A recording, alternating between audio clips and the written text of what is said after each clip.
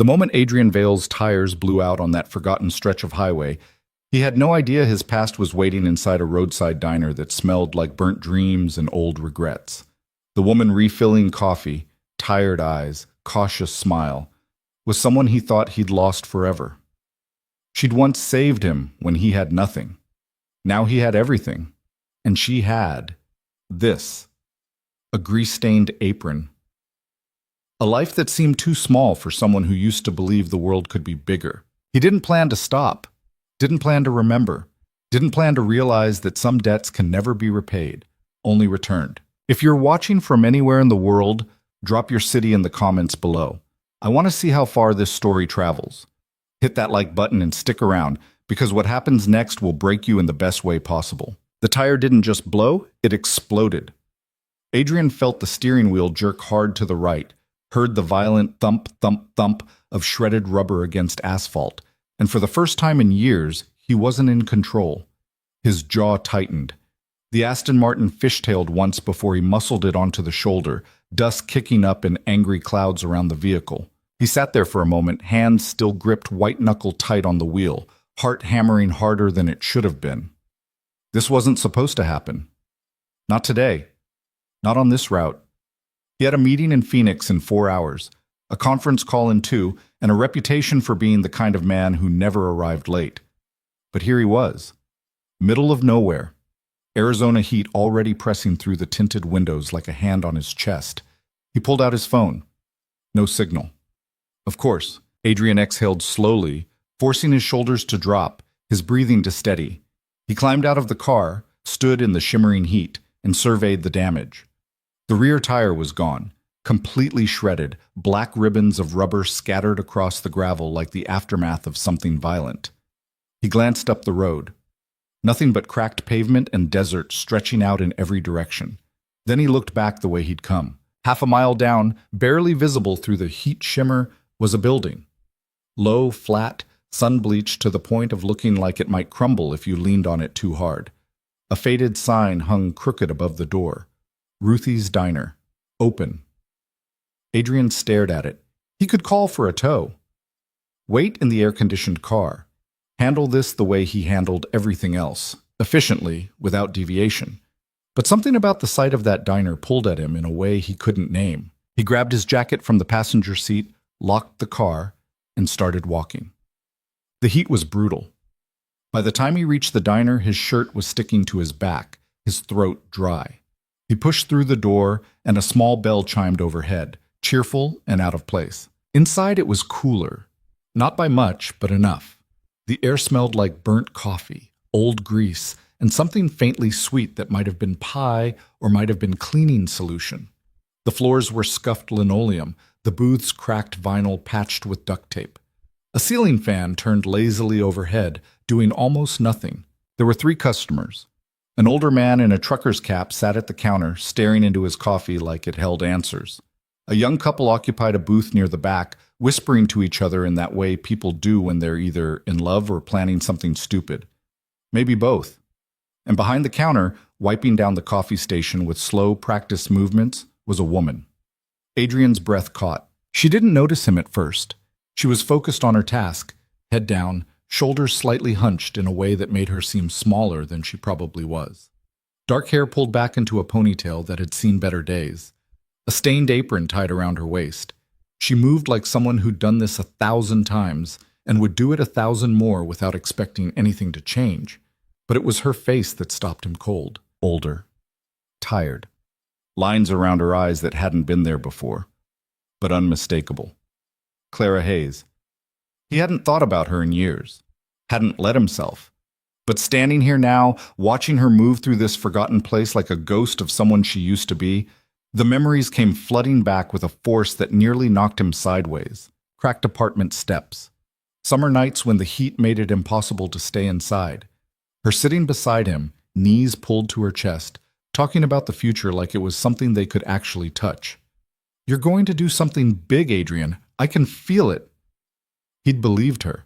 Back when he had nothing. No money, no plan, no reason to think the world would ever be anything but small and suffocating, she'd believed in him. And somehow, that had been enough. But then life happened. He got a scholarship. moved away, climbed, built, became the kind of person who didn't look back because looking back felt like falling. And Clara? Clara had stayed. He didn't know that for sure, didn't know anything about what had happened to her after he left.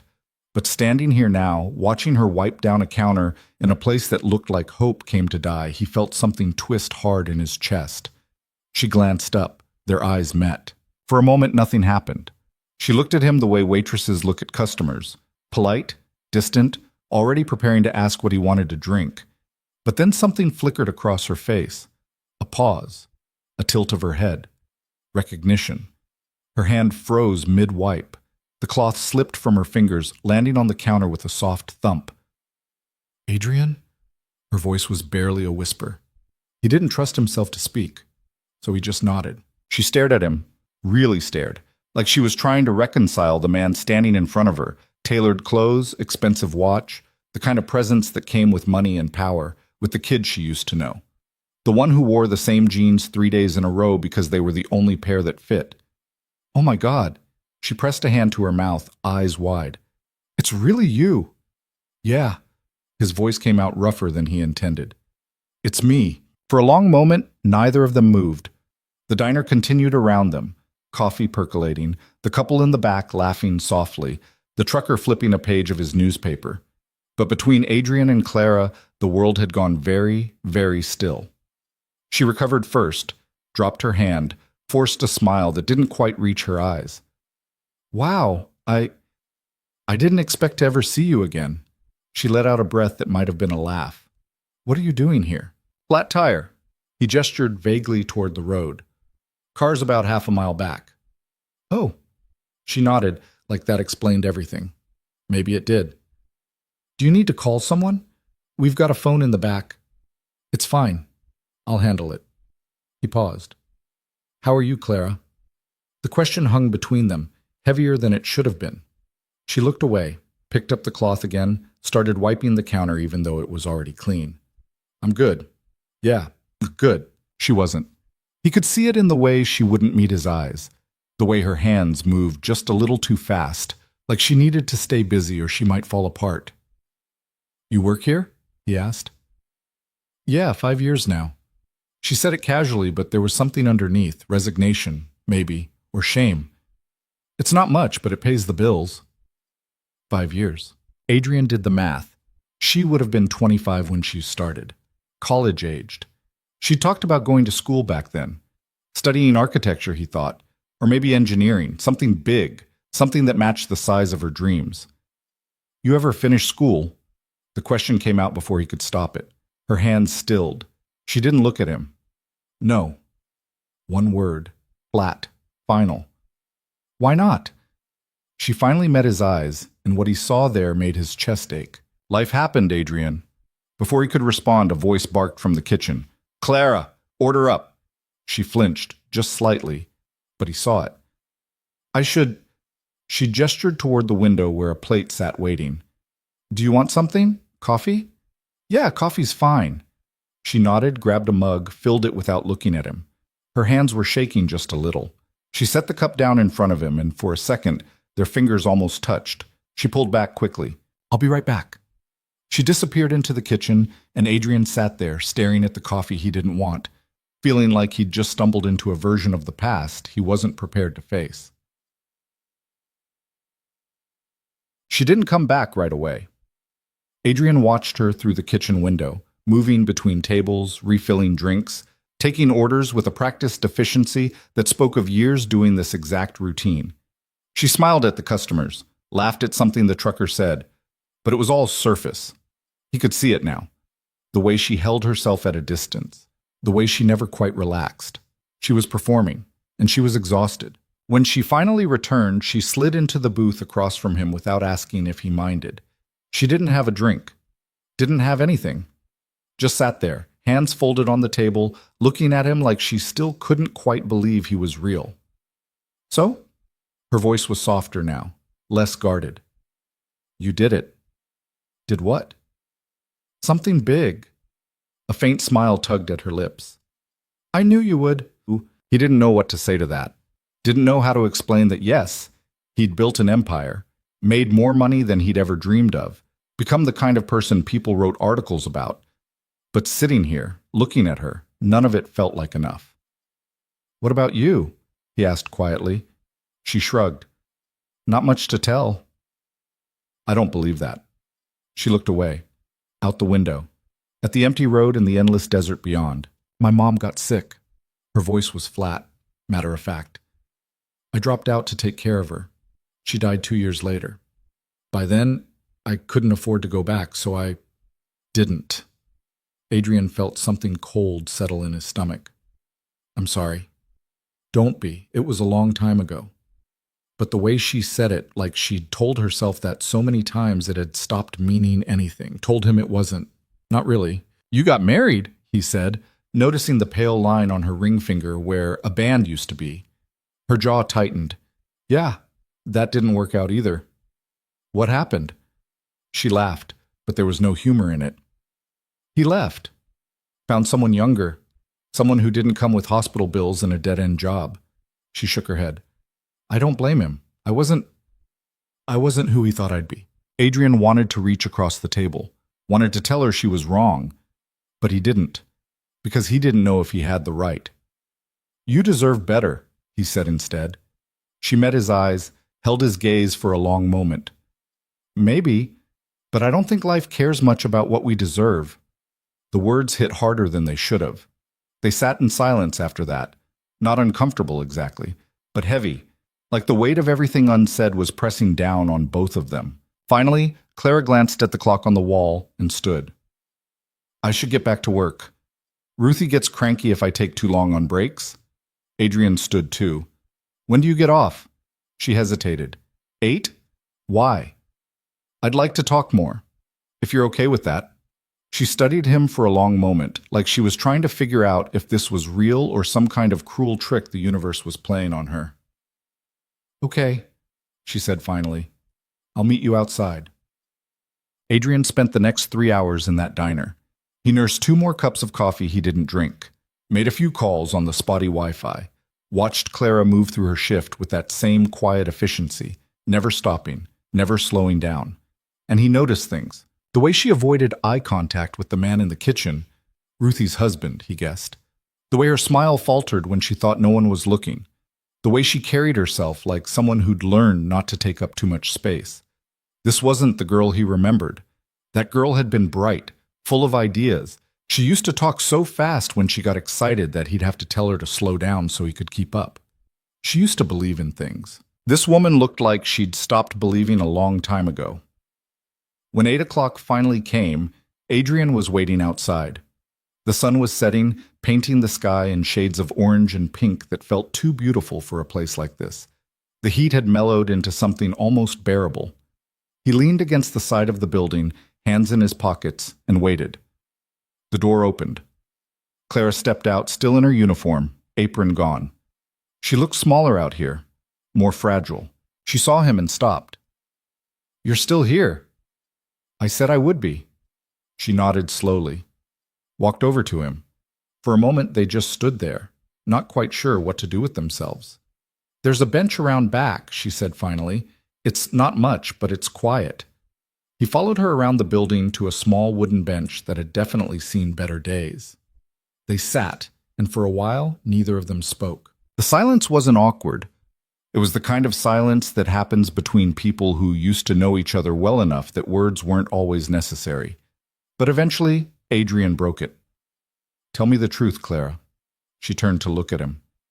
"About what?" "About how you ended up here." She was quiet for a long time, so long that he thought maybe she wouldn't answer. But then she did. And once she started, she didn't stop. She told him about her mother's diagnosis, about dropping out of school in her second year because someone had to be there, and her father had left when she was 12, and there was no one else. She told him about the hospital bills that piled up faster than she could pay them, about selling everything they had just to keep the lights on. She told him about meeting Daniel, about thinking maybe, just maybe, someone could love her even when she came with baggage. About the wedding that was small and quiet because they couldn't afford anything else. About the 2 years they spent trying to make it work before he told her he couldn't do it anymore. She told him about the debt he left her with, the apartment she lost, the job at the diner that was supposed to be temporary but somehow became permanent. She told him everything, and Adrian listened. He didn't interrupt, didn't try to fix it, just listened. When she finally stopped talking, her voice was hoarse, and there were tears in her eyes that she refused to let fall. "I'm sorry," she said, wiping at her face. "I don't know why I just dumped all of that on you." "Don't apologize. It's just, I haven't talked about this stuff in a long time. And seeing you—" She shook her head. "It reminded me of who I used to be, before everything fell apart." Adrian turned to face her fully. "You didn't fall apart, Clara. You survived." She laughed bitterly. "Surviving isn't the same as living." "No, but it's a hell of a lot harder." She looked at him then, really looked at him. And for the first time since he'd walked into that diner, he saw a flicker of something in her eyes that wasn't exhaustion or resignation. It was hope, small, fragile, but there. "Why are you here, Adrian?" she asked softly. "Really?" He thought about that, about the blown tire and the detour and the strange pull that had led him through that door. "I don't know," he admitted, "but I'm glad I am." She held his gaze for a moment longer. Then she looked away, out at the desert stretching endlessly in every direction. "I used to think I'd get out of places like this," she said quietly. "I used to think I'd do something that mattered." "You still can." She shook her head. "I'm 30 years old, Adrian. I've got nothing. No degree, no savings, no plan. I'm not that girl anymore." "Maybe not, but you're still you." She didn't respond, just sat there staring out at the horizon like she was searching for something she'd lost a long time ago. Adrian stood, pulled a business card from his wallet, and set it on the bench beside her. "That's my number. If you ever need anything, and I mean anything, you call me." She picked up the card, stared at it like it was something precious and terrifying all at once. "I can't ask you for help, Adrian." "I'm not asking you to ask. I'm telling you it's there if you want it." He started to walk away. Got a few steps before her voice stopped him. "Adrian?" He turned. She was still sitting on that bench, card clutched in her hand, looking at him with an expression he couldn't quite read. "Thank you," she said. "For listening." He nodded. "Anytime." And then he walked back to his car, called for a tow, and spent the next hour sitting in the dark, thinking about the girl who'd once believed in him, and wondering if he could return the favor. Because one thing was clear, Clara Hayes deserved more than this, and whether she believed it or not, he was going to make damn sure she got it. The tow truck arrived 40 minutes later, headlights cutting through the dark like something out of a dream Adrian didn't want to wake from. He stood beside his car, business card still warm in his pocket, where Clara had handed it back to him just before he'd left the diner. She'd pressed it into his palm with trembling fingers and said, "I can't keep this. It wouldn't be right." He'd closed her hand around it. "Keep it anyway." Now, watching the driver hook up his Aston Martin, Adrian couldn't stop replaying the conversation. The way her voice had cracked when she talked about her mother. The way she'd looked at the desert like it was a prison she'd stopped trying to escape. "You want to ride into town?" the driver asked, a middle-aged guy with grease under his nails and a Diamondbacks cap pulled low. "Yeah, thanks." Adrian climbed into the cab and they drove in silence for the first few miles. He stared out the window at the darkness, mind elsewhere. "You okay, man?" the driver asked eventually. "You look like somebody died." "No, just ran into someone I used to know." The driver nodded like that explained everything. "That'll do it. This stretch of highway's got a way of bringing back ghosts." Adrian didn't respond. Because the man wasn't wrong. 3 days later, Adrian was back in Phoenix, sitting in his corner office on the 20th floor of a building he owned, staring at his laptop screen without really seeing it. His assistant had rescheduled the meeting he'd missed. The client hadn't been happy, but they'd deal with it. They always did. When you had the kind of money Adrian had, people forgave delays. But he couldn't focus. Every time he tried to read an email or review a contract, his mind drifted back to that diner, to Clara's tired eyes and the way she'd apologized for taking up his time. Like her pain was somehow an inconvenience. He'd built an empire on focus, on never letting emotion cloud judgment. But this felt different. His phone buzzed, a text from Marcus, his business partner and the closest thing he had to a friend. "Lunch? Need to talk about the Scottsdale deal." Adrian typed back. Can't today. Handle it without me. The response came fast.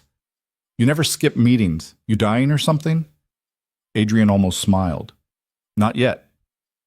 He set the phone down and leaned back in his chair. Outside, the city stretched out below him, glass and steel and ambition. He'd clawed his way here from nothing. No family money. No connections.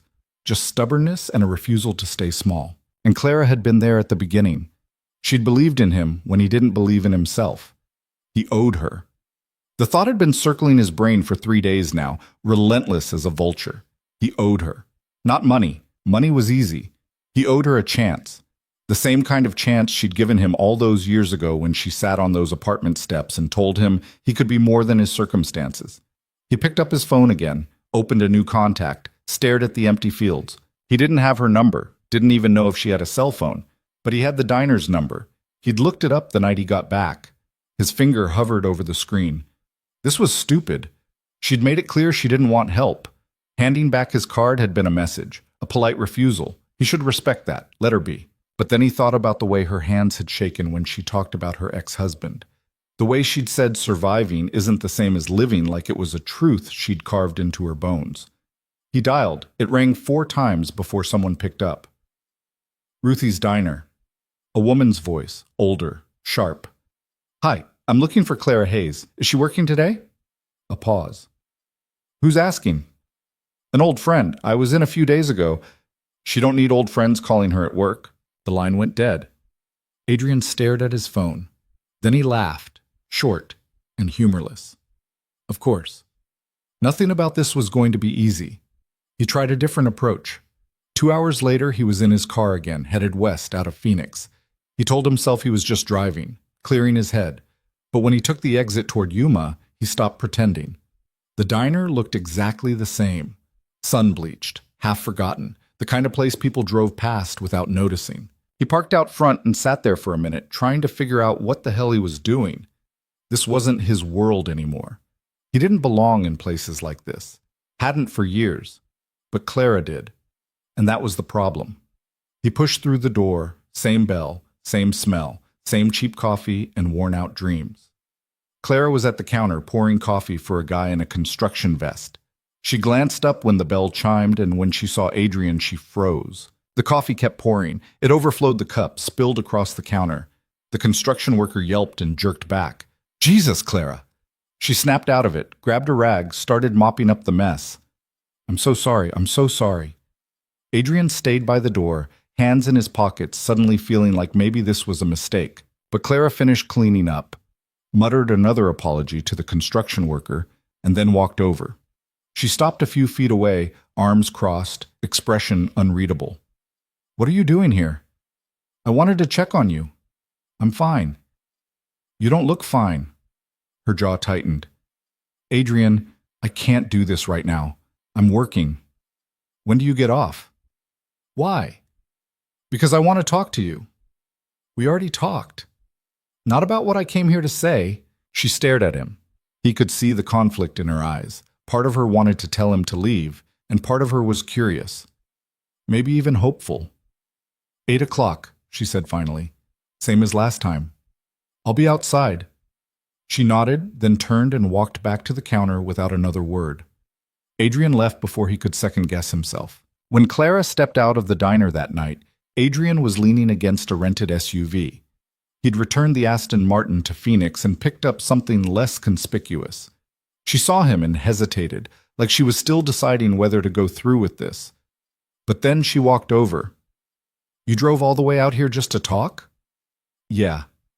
She shook her head. You're insane. Probably. She almost smiled. Almost. So what's this about? Get in. I'll tell you on the way. On the way where? Somewhere that isn't here. She looked at the SUV, then back at him. Adrian, I don't... Just trust me. Please. That word, please, seemed to catch her off guard. She studied him for a long moment, then sighed. Fine. But if you're planning to murder me and dump my body in the desert, at least make it quick. Adrian opened the passenger door. Noted. They drove in silence for the first 10 minutes. Claire kept her eyes on the road, hands folded in her lap, posture stiff. Adrian could feel the tension radiating off her in waves. "Where are we going?" she asked finally. "Phoenix." Her head whipped toward him. "What? Adrian, I can't just—" "Relax. I'm bringing you back tonight. I just need you to see something." "See what?" "You'll know when we get there." She didn't look happy, but she didn't argue. Just turned back to the window and watched the desert roll past in the dark. They didn't talk much after that. Adrian tried a few times, asked her about work, about how she'd been since they last spoke, but her answers were short, guarded. So eventually he stopped trying and just drove. An hour and a half later, they pulled into Phoenix. The city lights glowed against the night sky, bright and endless. Clara stared out at them like she was seeing something foreign. "When's the last time you were here?" Adrian asked. 5 years? Maybe 6. You used to talk about moving here. You remember? She didn't answer. He drove through downtown, past the high-rises and the expensive restaurants, until he reached a quieter neighborhood on the north side. Tree-lined streets. Nice houses. The kind of place where people raised families and didn't worry about hospital bills. He pulled up in front of a mid-sized building, 3 stories, brick exterior, well-maintained. A sign out front read Sunset Ridge Apartments. Clara looked at it, then at him. "What is this?" "One of my properties. I own about a dozen apartment complexes around the city. This one's been doing well. Steady tenants, low turnover, but I need someone to manage it." Her eyes narrowed.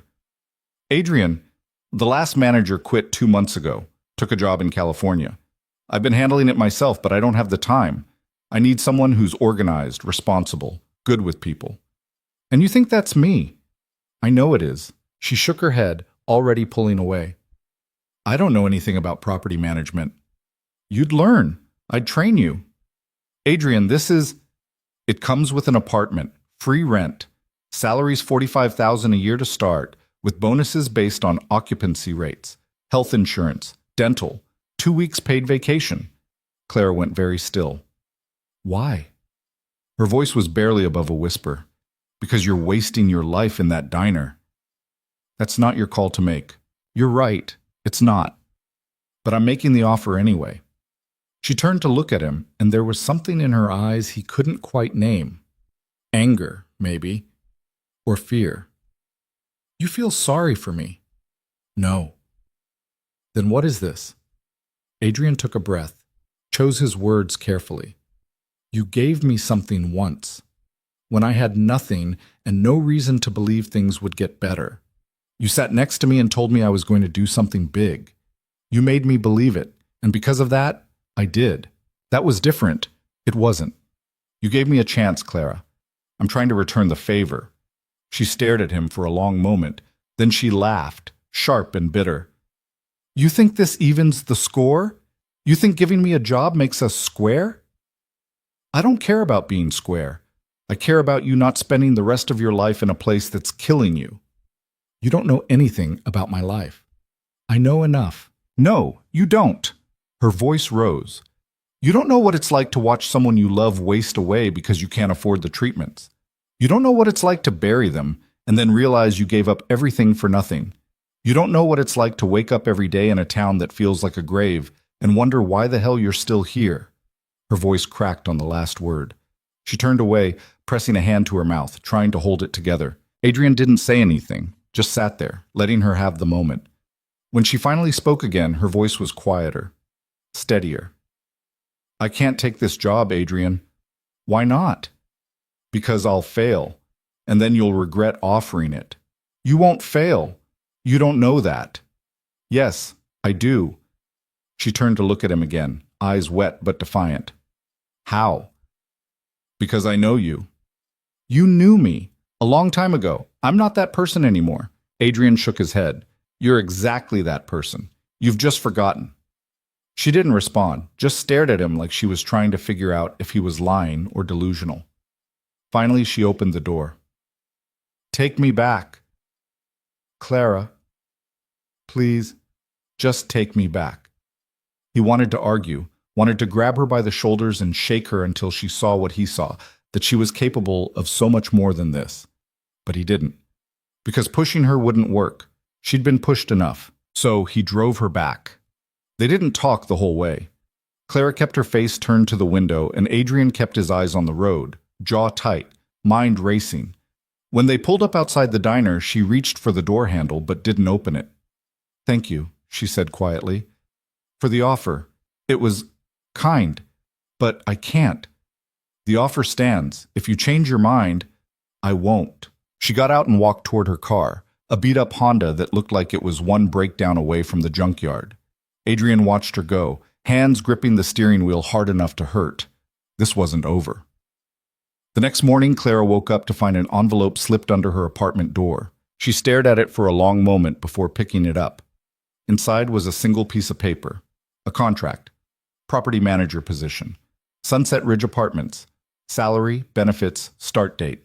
Everything laid out in black and white, and at the bottom, a handwritten note. "You don't have to decide today, or tomorrow. But when you're ready, call me." Clara sat on the edge of her bed, contract in hand, and for the first time in years, she let herself cry. Not because she was sad, not because she was angry, but because someone still believed she could be more. And she didn't know what the hell to do with that. The following week crawled by in a haze. Clara went through the motions at the diner, pouring coffee, taking orders, wiping down tables, but her mind was elsewhere. The contract sat on her kitchen counter, untouched but impossible to ignore. Every time she walked past it, she felt a pull, a whisper of something she'd buried years ago. What if? She hated that whisper, because what if led to hope, and hope led to disappointment. She'd learned that the hard way. But the whisper wouldn't shut up. On Thursday, during her lunch break, she pulled out her phone and stared at Adrian's number. He'd written it on the contract, not his office line, his personal cell, like he actually wanted her to call. Her thumb hovered over the screen. She put the phone down, picked it up again, put it down. "You gonna actually call someone or just stare at that thing all day?" Clara looked up. Ruthie was standing in the doorway to the kitchen, arms crossed, expression somewhere between amused and concerned. She was in her 60s, sharp-eyed and sharp-tongued, the kind of woman who'd been running this place since before Clara was born. "I'm not staring at it," Clara said. "Sure you're not." Ruthie walked over, sat down across from her. "You've been off all week. What's going on?" Clara hesitated. She and Ruthie weren't exactly close. Ruthie didn't do close. But the woman had given her a job when no one else would, and that counted for something. "Someone offered me a job," Clara admitted. Ruthie raised an eyebrow. "Better than this one, I'm guessing." "Yeah. So what's the problem?" "I don't know if I can do it." Ruthie snorted. "That's the stupidest thing I've heard all week, and I had a guy try to pay for pie with a scratch-off ticket yesterday." Clara almost smiled. "It's more complicated than that." "No, it's not. Either you want the job or you don't. It's not about wanting it. Then what's it about?" Clara looked down at her phone. "It's about not screwing it up." Ruthie was quiet for a moment, then she leaned back in her chair, studying Clara with those sharp eyes. "You know what your problem is?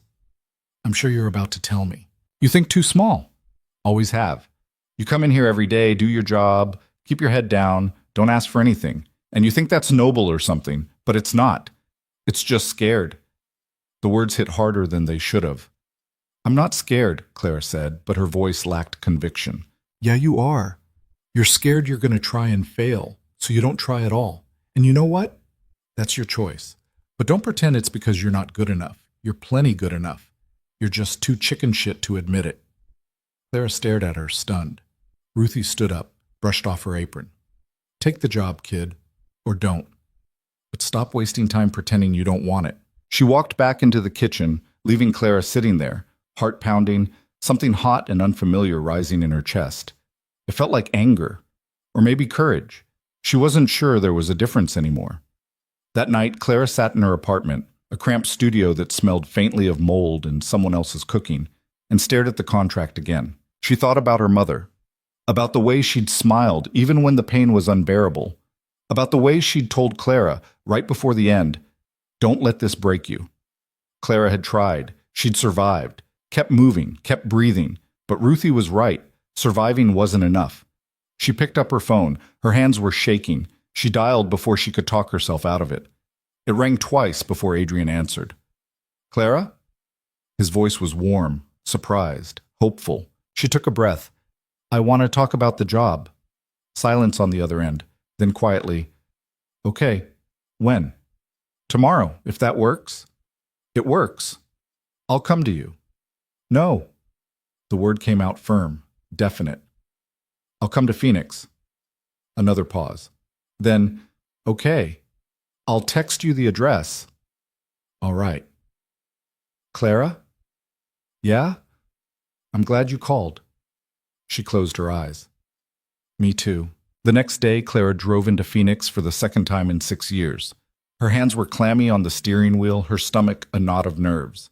She'd told Ruthie she needed the day off, hadn't explained why, and Ruthie had just nodded and said, "About damn time." Adrian's office was downtown, in a sleek glass building that made Clara feel about 2 inches tall. She parked in the visitor lot, sat in her car for 10 minutes trying to convince herself she could do this, and finally forced herself out. The lobby was all marble and polished steel. The woman at the front desk looked like she'd stepped out of a magazine. Clara felt painfully aware of her Target jeans and the coffee stain on her sleeve. "I'm here to see Adrian Vale," she said, trying to sound more confident than she felt. The receptionist smiled. "He's expecting you. 20th floor." Clara took the elevator up, watched the numbers climb, and tried to remember how to breathe. When the doors opened, Adrian was already there, waiting. He looked different in a suit, sharper, more distant, but his expression softened when he saw her. "You came. I said I would." He smiled.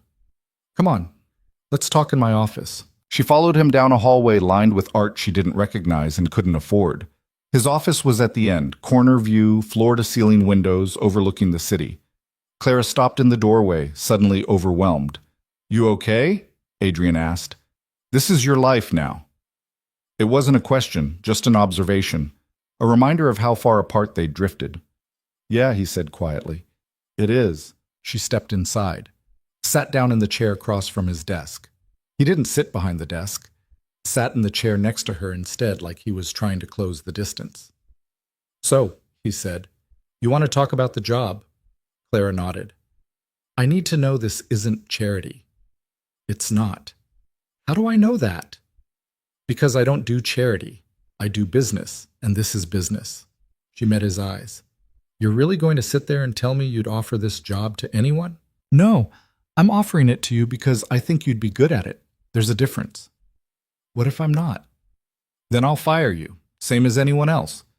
The bluntness caught her off guard, but it was also strangely reassuring. "I don't have experience," she said. "You have people skills. You're organized. You're responsible. That's 90% of the job. The rest, I'll teach you. And if I screw up, then you fix it. That's how this works."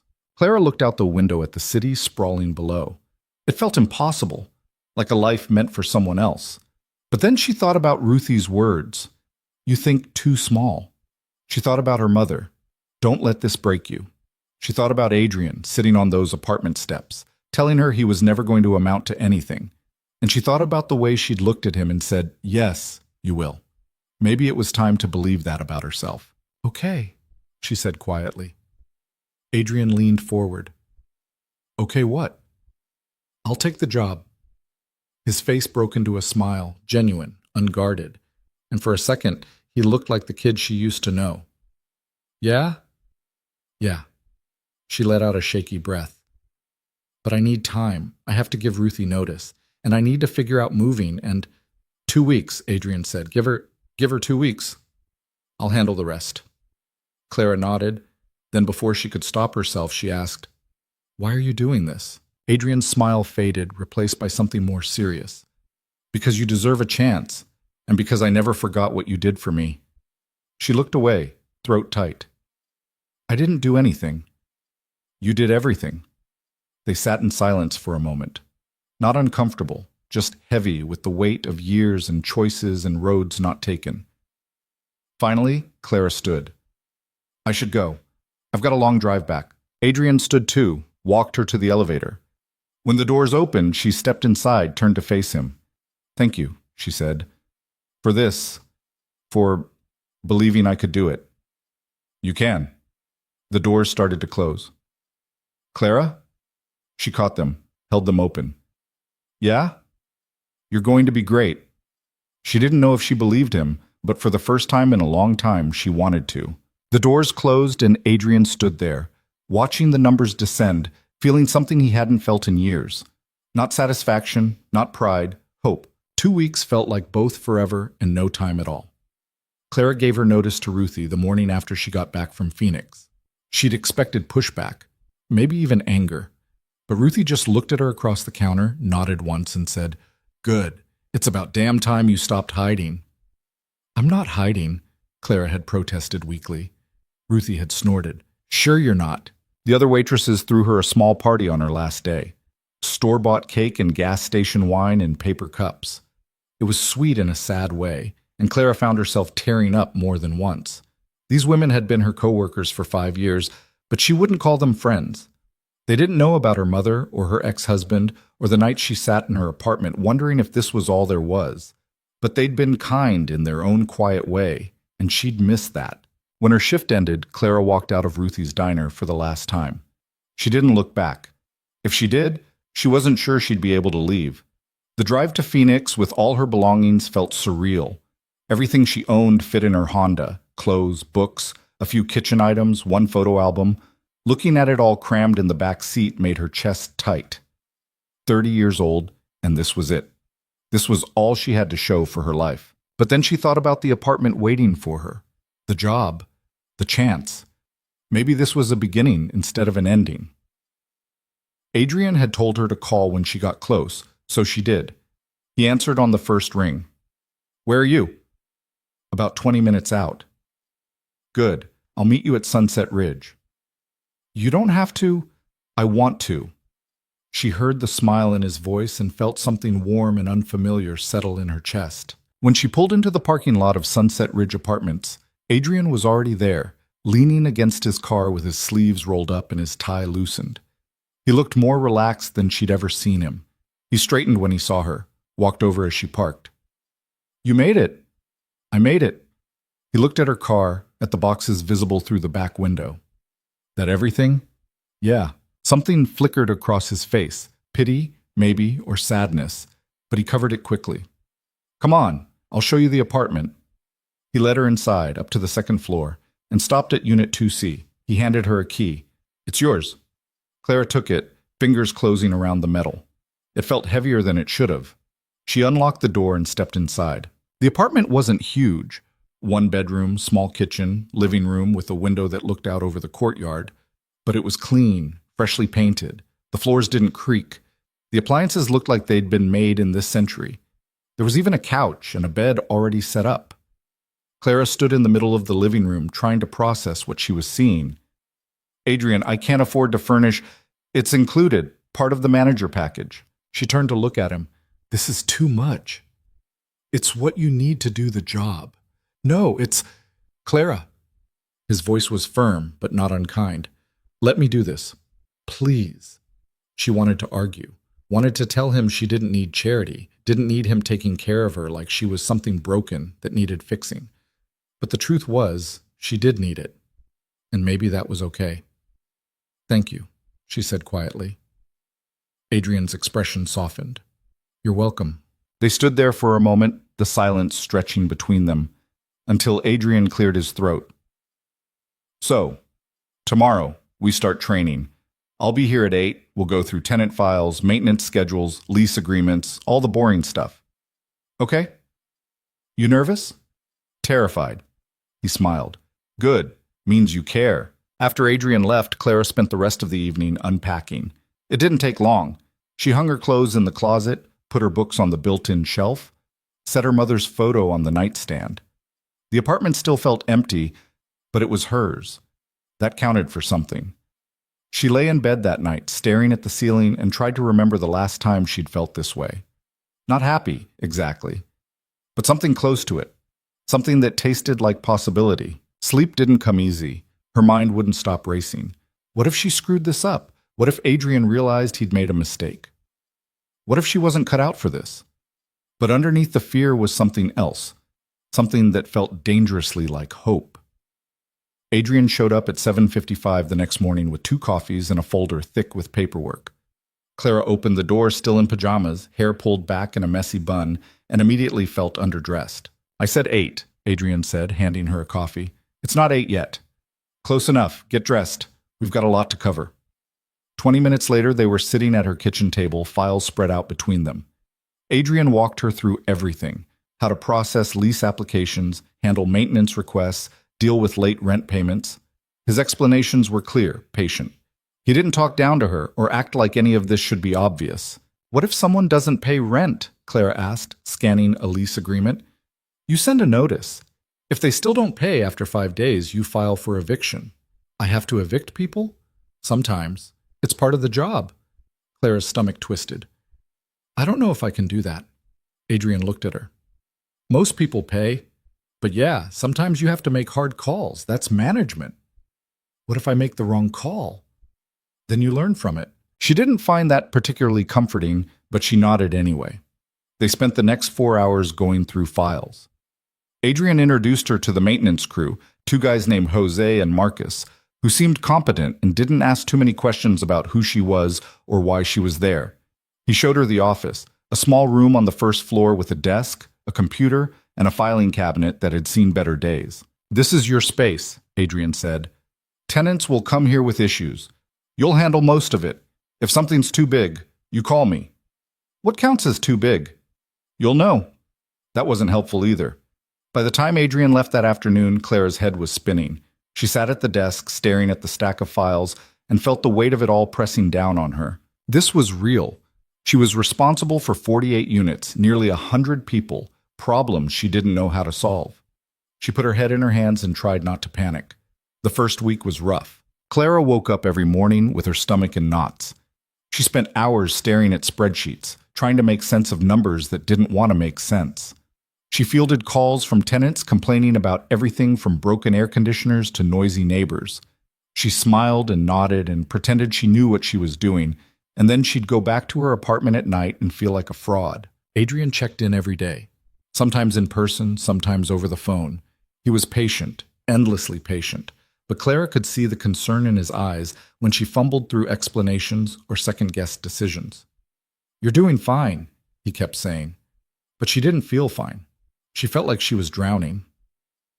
On Friday, a tenant named Mrs. Alvarez came into the office, furious because her toilet had been running for 3 days and no one had fixed it. "I put in a request on Tuesday," she said, arms crossed, eyes blazing. "It's Friday. Why is my toilet still broken?" Clara pulled up the maintenance log, hands shaking slightly. The request was there. Jose was supposed to handle it on Wednesday. "I'm so sorry, Mrs. Alvarez. Let me call maintenance right now." "You should have called them 3 days ago." "You're absolutely right. I apologize. I'll make sure this gets fixed today." Mrs. Alvarez stared at her for a long moment, then sighed. "You're new, aren't you?" Clara nodded. "It's my first week. I can tell." But her expression softened slightly. "Just don't let it happen again." "I won't." After Mrs. Alvarez left, Clara called Jose. He didn't answer. She called again and again. Finally, on the 4th try, he picked up. "Yeah?" "Jose, it's Clara. Why wasn't Mrs. Alvarez's toilet fixed?" A pause. "I got busy." "Busy with what?" "Other stuff." Clara's grip tightened on the phone.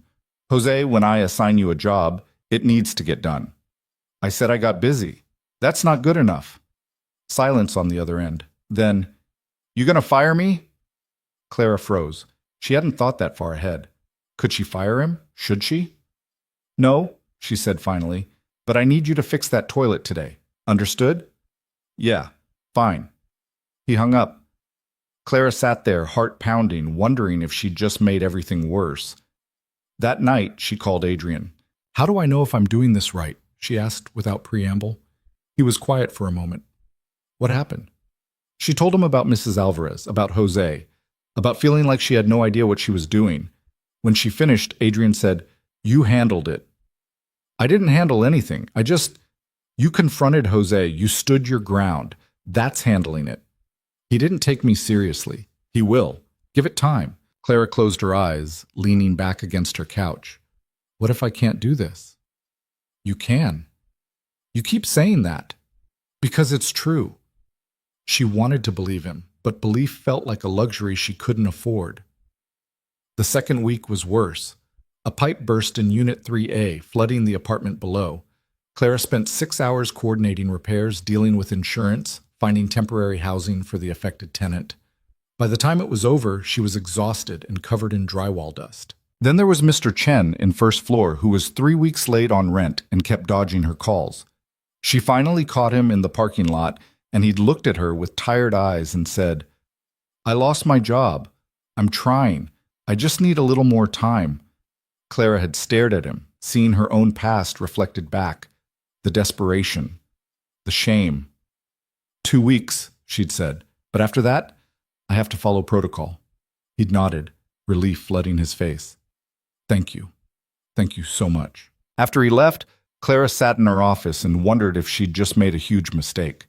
Adrian had told her to follow the rules. Late rent meant notices, then eviction, no exceptions. But Mr. Chen wasn't a rule. He was a person.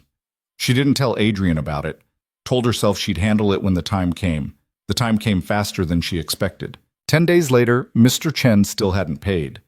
Clara sent the required notice, hands shaking as she slipped it under his door. That night, he knocked on her apartment.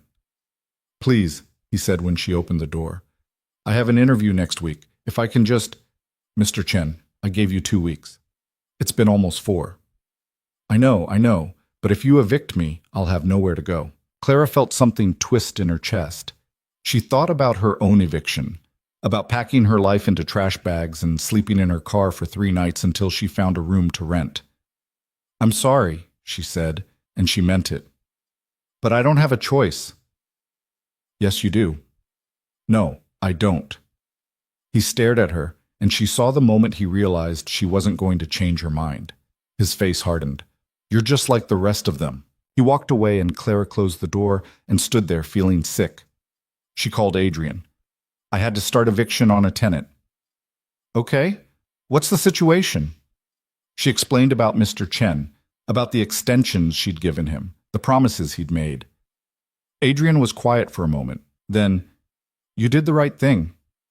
"It doesn't feel right." "It never does.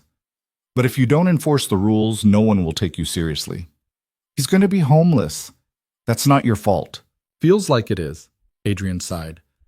"Clara, you can't save everyone. I know you want to, but this job, it requires boundaries. You have to protect the property, the other tenants. If you let one person slide, everyone will expect the same." "I know." "Do you?" She didn't answer. "Clara," his voice was gentle now, "you're not responsible for his choices. You gave him time, more than most managers would. He didn't follow through. That's on him." "Okay. You okay?" "Yeah, I'm fine." She wasn't fine, but she'd learned a long time ago that saying you were fine was easier than explaining why you weren't. 3 weeks in, something shifted. Clara woke up one morning and realized she wasn't as scared as she'd been the day before. The paperwork made more sense. The maintenance requests were easier to prioritize. The tenants started recognizing her, greeting her in the courtyard, asking how she was doing. Jose still gave her attitude, but he was getting jobs done faster. Marcus told her she was doing a good job. And coming from him, quiet, stoic Marcus, that meant something. And then there was Mrs. Patel in 2G, an older woman who baked cookies and brought them to the office every Thursday. She'd stopped by that morning with a plate of snickerdoodles and said, "You're much better than the last manager." He never smiled. Clara had smiled then, genuinely, and said, "Thank you." Small victories. But they added up. Adrian came by less frequently now, once or twice a week instead of every day. Clara told herself that was good. It meant he trusted her. But part of her missed having him around, missed the way he explained things without making her feel stupid, missed the quiet confidence he had that maybe, eventually, she'd have too. One afternoon, he showed up unannounced. Clara was in the office, arguing with a supplier over the phone about a delayed appliance delivery. She saw Adrian through the window, waved him in, and held up a finger. "No, I understand you're busy," she said into the phone, voice firm. "But I was promised delivery by Wednesday. It's Friday. I have a tenant without a working refrigerator, and that's not acceptable." "Yes, I'll hold." Adrian leaned against the door frame, arms crossed, a slight smile on his face. Clara covered the phone. "What?" "Nothing." You sounded good just now. I'm yelling at a customer service rep. Yeah, but you're doing it like you mean it. The rep came back on the line and Clara negotiated a delivery for tomorrow morning with a discount for the delay. When she hung up, she felt a small surge of triumph. That was actually kind of fun, she admitted. Adrian laughed. See? You're getting the hang of it. Don't jinx me. He sat down across from her. How are you really doing? Clara considered the question. A month ago, she would have lied. Said she was fine even when she wasn't, but now, it's hard, she said honestly, but I think I'm okay. Yeah? Yeah. She paused. I evicted Mr. Chen last week. Adrian's expression grew serious. How'd that go? Terrible. He called me a heartless bitch on his way out. I'm sorry. Me too. Clara looked down at her hands. But I also know I made the right call. He had options. He didn't take them. That's the hard part of this job. Making decisions that hurt but are still right. I'm starting to see that. They sat in silence for a moment. Comfortable silence. The kind that only happened between people who'd known each other long enough to not need words. You know what? Adrian said finally. I think you're going to be just fine. Clara met his eyes. You've been saying that since the beginning. Yeah, but now I think you're starting to believe it. She didn't answer. But he was right. A month and a half in, Clara had her first real crisis. It was a Tuesday afternoon when Mrs. Alvarez, the same woman who'd yelled at her about the toilet, came into the office, face pale, hands shaking. There's a man in the courtyard, she said. He's screaming, throwing things. I think he's on something. Clara's heart kicked into high gear. Did you call the police? Not yet. I came to get you first. Clara grabbed her phone and followed Mrs. Alvarez outside. Sure enough, there was a man in the courtyard, mid-30s, disheveled, pacing back and forth and shouting at no one. He'd knocked over one of the potted plants and was now kicking at a bench. A few tenants stood in their doorways, watching nervously. Clara approached slowly. Sir, can I help you with something? The man spun around. His eyes were wild, unfocused. Where's Travis? I need to see Travis. I don't know anyone named Travis. Do you live here? No, but Travis does. Unit something. I don't remember. Okay, let me check. I need to see him now. The man's voice rose and he took a step toward her. Clara's instinct screamed at her to back up, to run, but she held her ground. I understand, but I need you to calm down so I can help you. Don't tell me to calm down. He grabbed the bench and flipped it over. The metal scraped loudly against concrete. That's when Clara pulled out her phone and dialed 911. There's a disturbance at Sunset Ridge Apartments, she said, keeping her voice steady even though her hands were shaking. A man is destroying property and threatening residents. The dispatcher asked for details. Clara provided them, eyes never leaving the man. Police are on their way, she said after hanging up. The man stared at her. You called the cops on me? You're scaring people, and you're damaging property. I just need to see Travis. Then wait here calmly, and I'll try to find him. But the man didn't wait. He lunged toward the building, and Clara moved without thinking, stepped in front of him, hands up. Stop. He did. Maybe because she'd surprised him. Maybe because something in her voice cut through whatever haze he was in. Please, Clara said, softer now. Just wait. The police will be here soon, and we'll figure this out. The man's face crumpled. I just need help. I know. The police arrived 5 minutes later. They took the man into custody, gently, after Clara explained the situation. Turned out there was no Travis. The man was having some kind of episode, and he'd wandered into the wrong complex. After they left, Clara stood in the courtyard, adrenaline still buzzing through her veins. Mrs. Alvarez walked over, put a hand on her arm. You handled that well. I was terrified. But you didn't run. That takes guts. Later that night, Clara called Adrian and told him what happened. Jesus, Clara, are you okay? Yeah, I'm fine. You could have been hurt. But I wasn't. He was quiet for a long moment. I'm coming over. Adrian, you don't... I'm already in the car. He showed up 20 minutes later with takeout and a bottle of wine. They sat on her couch, eating pad thai straight from the containers, and Clara told him the whole story. When she finished, Adrian shook his head. You shouldn't have gotten in front of him. What else was I supposed to do? Let him go into the building. Let the cops handle it. I couldn't just let him. Yes, you could. Adrian set down his food, turned to face her fully. Clara, I gave you this job because I thought you could handle it. And you can. But part of handling it is knowing when to step back. You don't have to be the hero. I wasn't trying to be a hero. I was just trying to keep people safe. And that's admirable. But you also have to keep yourself safe. Clara looked away. I know. Do you? Yes. She met his eyes again. I'm not stupid, Adrian. I know I took a risk. But it worked out. This time. This time, she agreed. They stared at each other, the tension thick between them. Then Adrian sighed, ran a hand through his hair. I'm sorry. I'm not trying to lecture you. I don't want anything to happen to you. Nothing's going to happen to me. You don't know that. Neither do you. He smiled faintly. Fair point. They finished eating in silence. When the containers were empty and the wine was half gone, Adrian stood to leave. Thanks for coming over, Clara said, walking him to the door. Any time. He paused in the doorway, turned back to look at her. You really are doing great, you know. Even when I'm being reckless? Even then. After he left, Clara sat on her couch, staring at the closed door, and realized something that scared her more than any crisis at the complex. She was starting to depend on Adrian, not just professionally, but in a way that felt dangerous, like he was becoming something more than a boss, more than an old friend, and she didn't know what to do with that.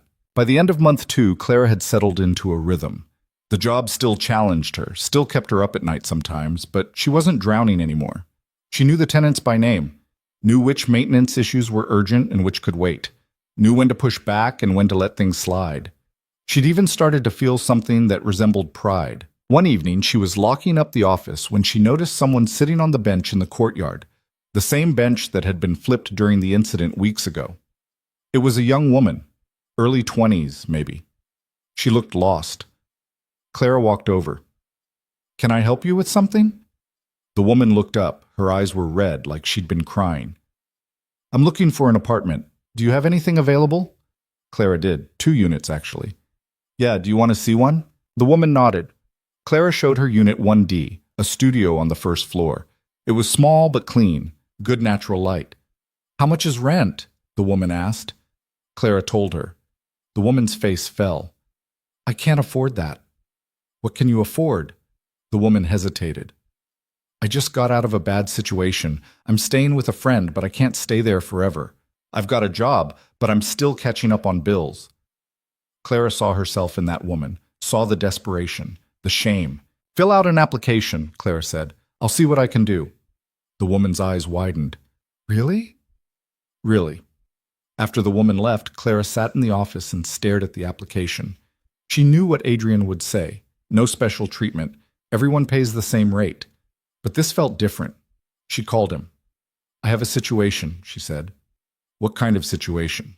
She explained about the woman, about wanting to offer a reduced rate for the first few months to help her get on her feet. Adrian was quiet for a long time. Clara, you know I can't let you do that. I know. It sets a precedent. Other tenants will expect the same. I know. So why are you asking? Clara took a breath. Because I was that woman once, and if someone had given me a break, a real break, it would have changed everything. More silence. Then, how much were you thinking? Clara blinked. What? How much of a discount? I don't know, $200 a month, just for 3 months, until she's stable. Adrian sighed. All right. But it comes out of your discretionary fund, and if she doesn't pay, she's out. No second chances. Deal. And Clara? Yeah? Don't make a habit of this. She smiled. I won't. But as she hung up, she knew she'd just crossed a line. Not a bad one, necessarily, but a line that blurred the rules she was supposed to enforce. And she wasn't sure if that made her a good manager or a terrible one. The woman moved in 2 weeks later. Her name was Sophie, and she cried when Clara handed her the keys. Thank you, Sophie said, voice breaking. You have no idea what this means. Clara did know. That was the problem. That night, She sat in her apartment and thought about everything that had happened in the past 2 months. The mistakes she'd made. The decisions that had kept her up at night.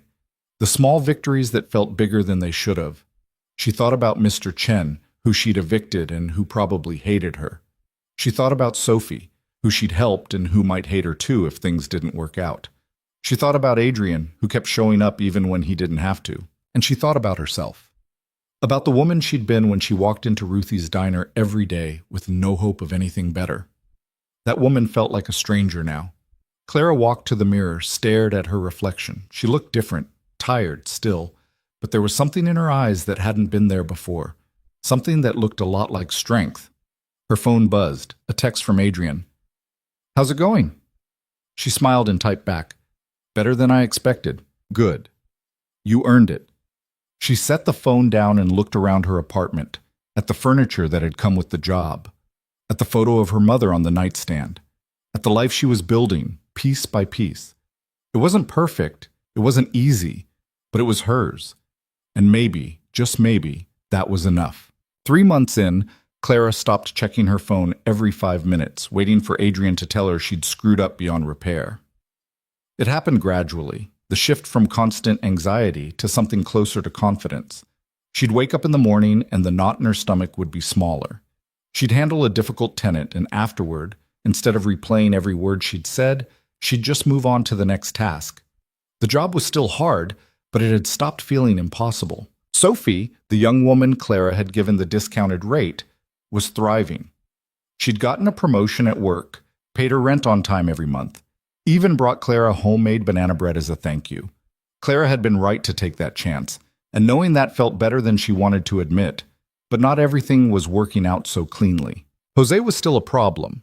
He did the work, eventually, but always with an attitude that made Clara want to throw something. Last week, he'd shown up 2 hours late to fix a broken water heater, reeking of beer, and when Clara confronted him, he'd shrugged and said, "I got here, didn't I?" She'd written him up, put it in his file. But she hadn't fired him, and part of her wondered if that made her weak. Marcus told her she should have canned him months ago. "He doesn't respect you," Marcus had said, sitting in the maintenance shed with a sandwich and a Coke.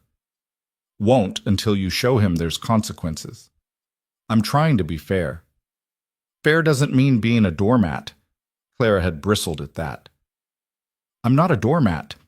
Marcus had just looked at her with those steady eyes and said, "If you say so."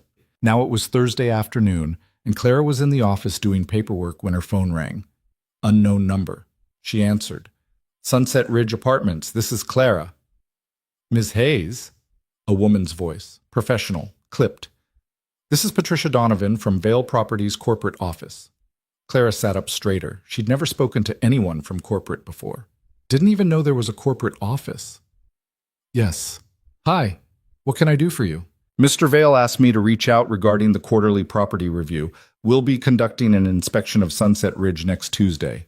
I'm calling to schedule a time." Clara's stomach dropped. "An inspection?" "Standard procedure. We do them every quarter for all properties. Nothing to worry about." Everything about the woman's tone suggested there was plenty to worry about. "What exactly are you inspecting?" "Maintenance records, tenant satisfaction, financial reports, property condition. The usual. We'll need access to all files and a walkthrough of the grounds. Should take about 4 hours. 4 hours of someone combing through every decision she'd made, every call she'd taken, every corner she might have cut." "Okay, what time?" 10 a.m. Does that work?" "Yes, that's fine." "Great. See you then." The woman hung up before Clara could ask any follow-up questions. Clara sat there, staring at her phone, feeling the knot in her stomach return with a vengeance. She called Adrian immediately. "Why didn't you tell me there was an inspection coming?" "Hello to you too." "Adrian, I'm serious." He sighed. "I didn't tell you because I didn't want you to freak out." "Well, I'm freaking out now." "Clara, it's just a standard review. Every property gets them. What if they find something wrong? What if I screwed up the books or missed something in the maintenance logs or—" "You didn't. How do you know?" "Because I've been checking your reports. You're doing fine." That stopped her. "You've been checking my reports?" "Of course I have. You think I'd just throw you into this without oversight?" She didn't know whether to feel relieved or insulted. So you don't trust me? That's not what I said. That's what it sounds like. Clara. His voice was patient, like he was explaining something to a child. I check everyone's reports. It's my job. And yours have been solid. Better than solid, actually. You've brought occupancy up 3%. Maintenance response time is down. Tenant complaints are at an all-time low. You're doing great. Then why do I feel like I'm about to fail a test I didn't study for? Because you care, but trust me, you're going to be fine. Clara wanted to believe him, but the fear sitting in her chest wasn't interested in logic. What if they don't think I'm qualified? What if they recommend replacing me? They won't. But what if they do? Adrian was quiet for a moment. When he spoke again, his voice was softer. Then I'll tell them no. This is my property, and you're my manager. They don't get to make that call. Something warm spread through Clara's chest. You'd do that? Yeah, I would. Why? Because you've earned it. She closed her eyes. Let that sink in. Okay. Okay? Yeah, okay, I'll stop freaking out. Good. And Clara? Yeah? You really are doing great. I mean it. After they hung up, Clara sat in the quiet office and tried to hold on to that feeling, the warmth of someone believing in her. It had been so long since she'd felt that from anyone other than herself. But the warmth didn't last. By the time Tuesday rolled around, Clara was a wreck. She'd spent the weekend organizing files, double-checking maintenance logs, making sure every single piece of paperwork was in order.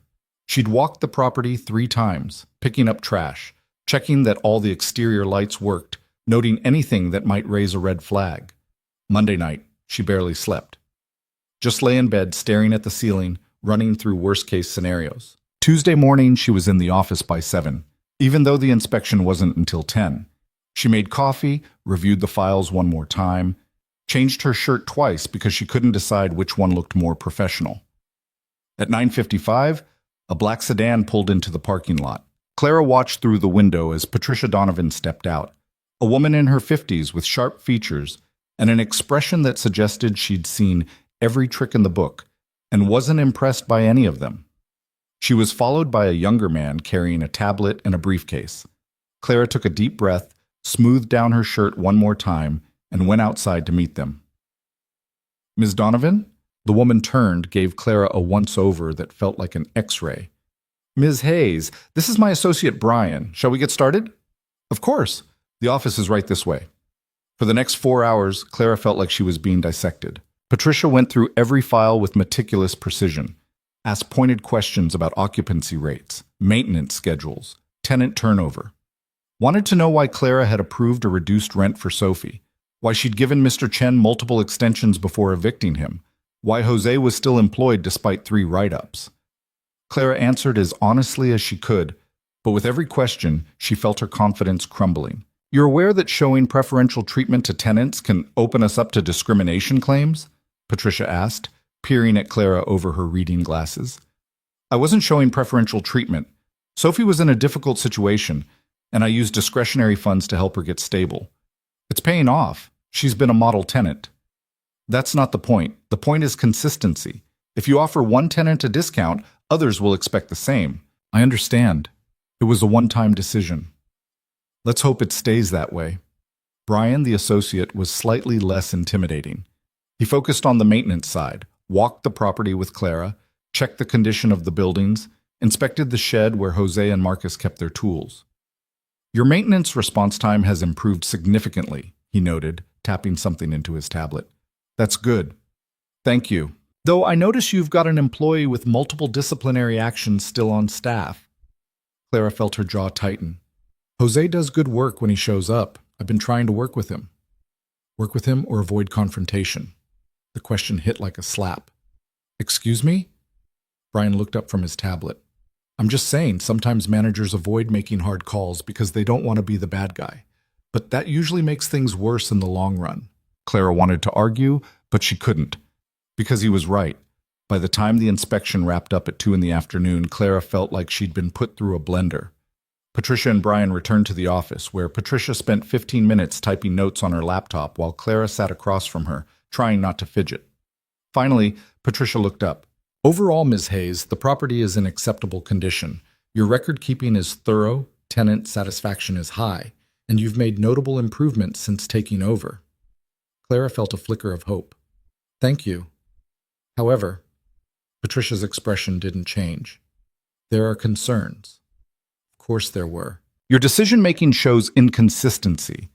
The discount for Ms. Ramirez, the multiple extensions for Mr. Chen, your reluctance to terminate an underperforming employee, it suggests you're struggling to maintain professional boundaries. I'm trying to balance compassion with responsibility. Compassion is admirable, but this is a business, not a charity. You need to be able to make difficult decisions without letting personal feelings cloud your judgment. Clara's hands clenched in her lap. I understand. Do you? Patricia leaned forward slightly. Because from where I'm sitting, it looks like you're still figuring out whether you want to be a manager or a friend. The words stung because they were true. I'm learning, Clara said quietly. Patricia studied her for a moment, then nodded. We all are.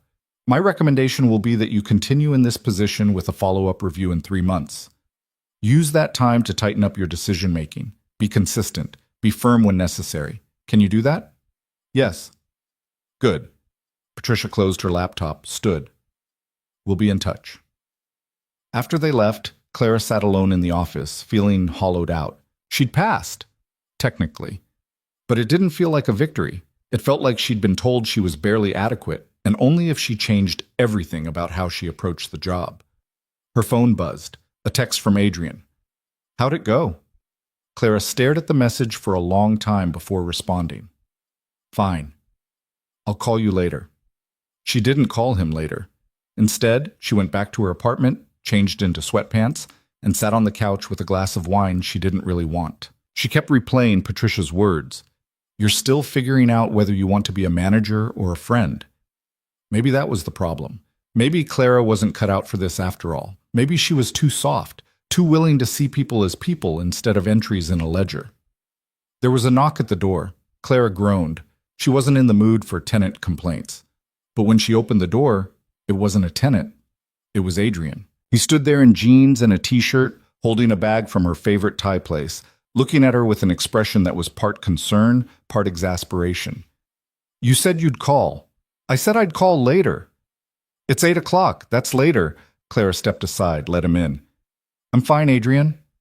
You don't look fine. Well, I am.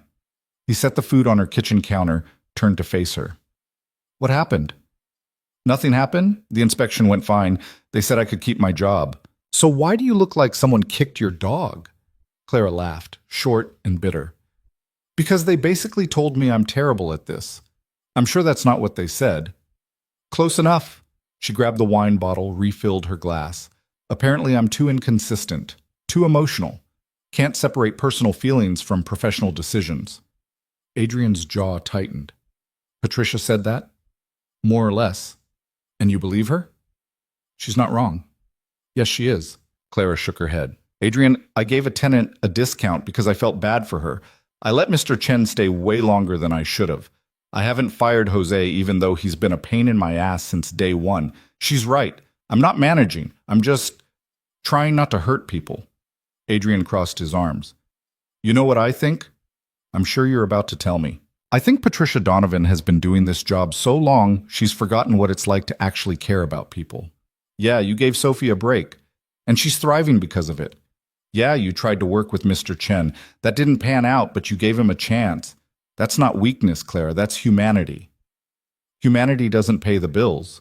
No, but it makes you a good manager, the kind people actually want to work with.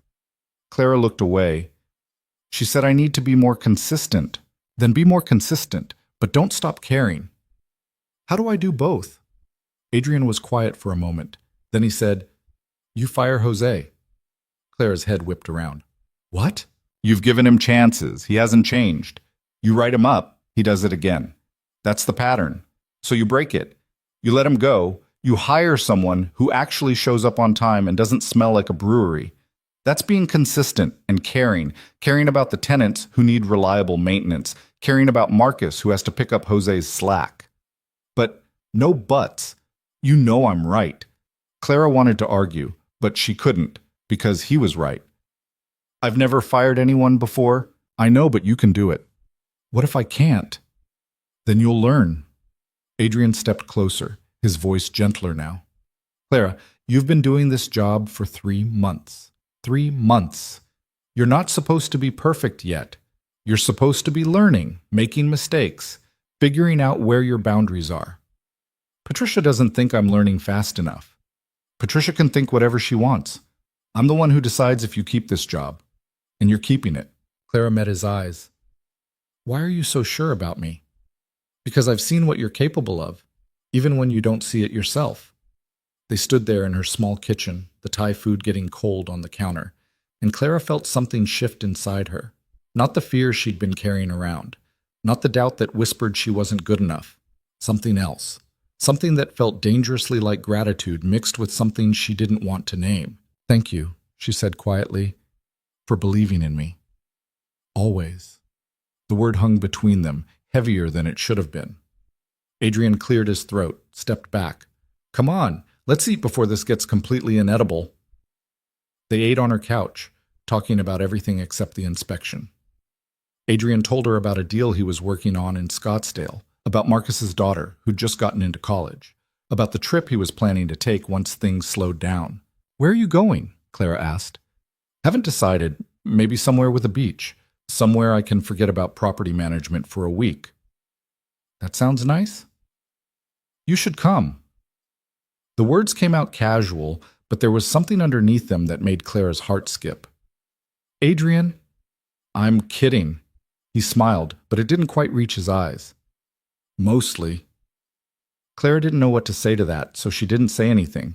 When Adrian left an hour later, Clara stood at the door and watched him walk to his car. He turned back once, waved, and she waved back. After he drove away, she leaned against the closed door and wondered when things had gotten so complicated. The next morning, Clara called Jose into the office. He showed up 20 minutes late, which almost made her laugh. Of course he did. What's this about? He asked, slouching in the chair across from her desk. Clara had rehearsed this conversation a dozen times in her head, had written down what she wanted to say, practiced keeping her voice steady, but now, looking at him, all she felt was tired. Jose, this isn't working. He blinked. What? You've been written up 3 times in the past 2 months.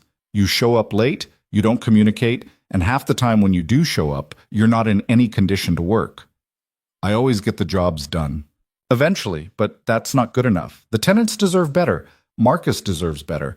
And frankly, I deserve better. Jose's expression hardened. So what, you're firing me? Yes. He stared at her like he couldn't believe what he was hearing. You're serious? Completely. This is bullshit. I've been working here for 2 years. And in those 2 years, you've done the bare minimum. I tried to work with you, gave you chances, but you didn't change. So this is it. Jose stood up, anger flashing across his face. You know what? Fine. This place is a dump anyway. And you, he pointed at her, you have no idea what you're doing. You're just some waitress playing manager. The words hit like a punch, but Clara didn't flinch. Maybe I am, but I'm still your boss and you're still fired. You've got until the end of the day to clear out your stuff. Jose glared at her for a long moment, then turned and stormed out, slamming the door hard enough to rattle the window. Clara sat there, hands shaking, heart pounding. She'd done it. She'd actually done it, and it felt awful and empowering at the same time. Marcus came by an hour later. He'd clearly heard. You all right? He asked. Yeah, I think so. Good. That was the right call. He called me a waitress playing manager. Marcus shrugged. He's an asshole. Don't let it get to you. Easier said than done. Yeah, but you'll get there. He paused. You need help finding a replacement? You know anyone? My nephew just got back from trade school. Good kid. Actually shows up on time. Clara smiled. Send me his info. Will do. Marcus turned to leave, then stopped.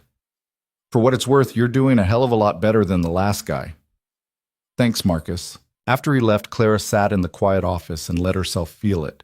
The weight of the decision, the fear that she'd made a mistake, the small, stubborn pride that she'd done it anyway. She pulled out her phone, sent a text to Adrian. I fired Jose. His response came fast. How do you feel? Clara thought about it. Terrible. And kind of great. That's how you know you made the right call. She smiled. Thanks for pushing me. Anytime. Proud of you. Clara set the phone down, leaned back in her chair, and stared at the ceiling. 3 months ago, she'd been a waitress in a diner that smelled like burnt coffee and broken dreams. She'd believed her life was small, and it always would be. Now she was here, managing a property, making hard calls, figuring out who she was when the world stopped telling her she couldn't be more. It was terrifying, it was exhausting, but it was also hers. And for the first time in longer than she could remember, Clara felt like she was exactly where she was supposed to be. Over the next few weeks, things started to smooth out. Marcus's nephew, Danny, turned out to be everything Jose wasn't: reliable, polite, actually sober when he showed up for work. Tenant complaints dropped. Maintenance requests got handled faster. The property felt like it was running the way it was supposed to. Clara still had hard days, still made mistakes, still lay awake sometimes wondering if she was good enough. But the voice that said she wasn't got quieter every day. And the voice that said she was, that small, stubborn voice that sounded a lot like her mother, a lot like Adrian, and increasingly like herself, got louder. One Friday evening, Clara was locking up the office when her phone rang. Adrian. "Hey," she answered. "You busy? Just finished for the day? Why?" "Come to dinner with me." Clara paused. "Like, work dinner?" "No, just dinner. As friends." "Friends, right. Okay, where?" "I'll pick you up in 20 minutes. He took her to a small Italian place downtown. Nothing fancy, just good food and low lighting. They sat in a corner booth, and for the first time since Clara had started working for him, they didn't talk about the property at all. They talked about everything else. About books they'd read, movies they'd seen, places they wanted to travel, about stupid things from when they were kids, the time Adrian tried to fix his neighbor's bike and ended up making it worse, the time Clara got detention for arguing with a teacher about the Civil War. They laughed, actually laughed, and Clara realized how long it had been since she'd done that. "You seem different," Adrian said at one point, watching her over his wine glass. "Different how?" "Lighter. Like something that was weighing you down isn't anymore." Clara thought about that. "I think I finally stopped waiting for everything to fall apart." "That's good." "Yeah, it is." They were quiet for a moment. Then Adrian said, "You know, I meant what I said before, about being proud of you." "I know. I don't think you do." "Clara, when I walked into that diner and saw you," he paused, searching for words, "I saw someone who'd given up. And now, 3 months later, you're not that person anymore. You fought for this. You earned it. That's not nothing." Clara felt her throat tighten. "It's because you gave me the chance."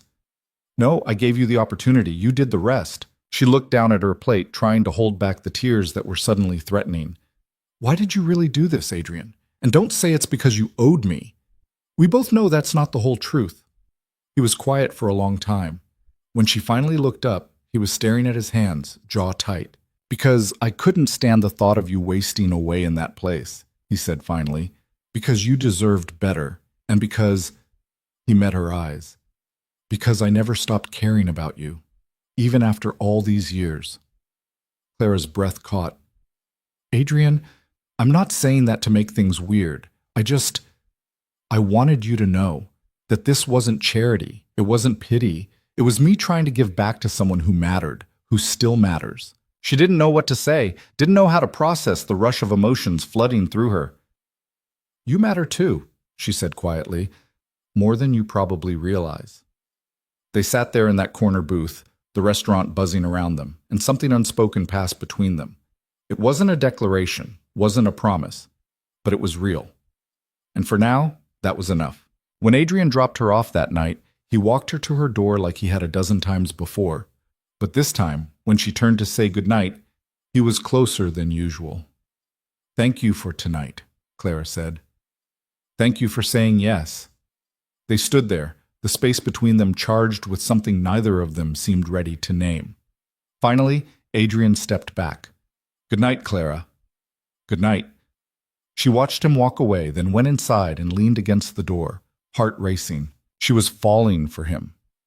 Had been for a while, probably. Maybe since that first day in the diner when he'd looked at her like she was still worth saving. And that terrified her more than any inspection ever could, because if she let herself hope, really hope, and it didn't work out, She wasn't sure she'd survive it. But as she got ready for bed that night, Clara realized something. She was tired of being afraid, tired of playing it safe, tired of living like the world was going to take everything from her if she dared to want more. She'd spent 3 months learning how to be a manager. Maybe it was time to learn how to let herself be happy. The realization that she was falling for Adrian should have made things simpler. It didn't. Instead, Clara spent the next 2 weeks second-guessing every interaction they had. When he texted her about work stuff, she wondered if there was subtext. When he stopped by the property, she analyzed the way he looked at her, the way he smiled, whether he stood a little closer than necessary. It was exhausting.